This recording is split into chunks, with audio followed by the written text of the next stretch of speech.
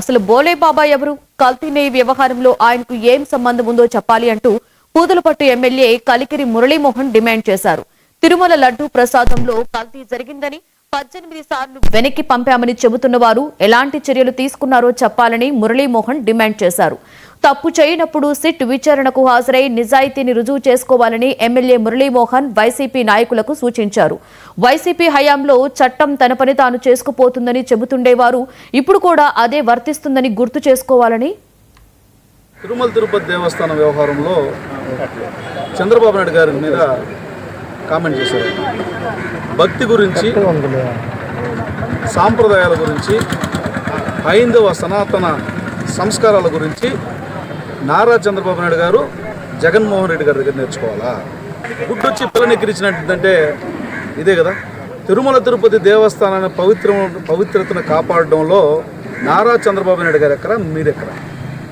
నేను అడుగుతున్నా, కల్తీ నెయ్యి వ్యవహారంలో ఏమీ జరగలేదు. ఏమీ జరగకపోతే మీ బాధ ఎందుకు?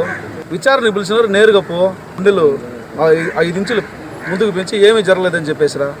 ఒకడు వస్తాడు పెట్ట కథ చెప్తాడు, ఒకడు వస్తాడు ఇంకొక కథ చెప్తాడు, నువ్వు వస్తావు అసలు ఏమీ జరగలేదంటావు. నేను అడిగేది 18 సార్లు రిజెక్ట్ చేసినావు అంటే పదే దొంగతనం చేస్తా ఉన్నా మందలించి పంపిస్తావు. పరకామణిలో దొంగతనం చేసినా తప్పేసి మళ్ళా పెట్టుకుంటావు.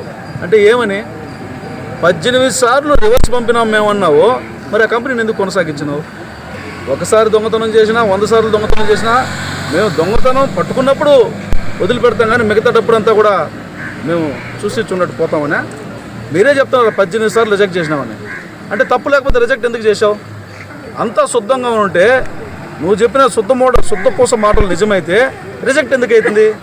మరి రిజెక్ట్ అయినప్పుడు ఆ కాంట్రాక్టర్ మీద మీరు తీసుకునే చర్యలు ఏంది? ఇచ్చింది ఒక కంపెనీకి అయితే సప్లై చేసింది వేరే కంపెనీలు అన్నప్పుడు మరి వారిపైన మీరు తీసుకునే చర్యలు ఏంది? బోలే బాబా ఎవరు? ఆయన దీంట్లోకి ఎట్లా వచ్చాడు?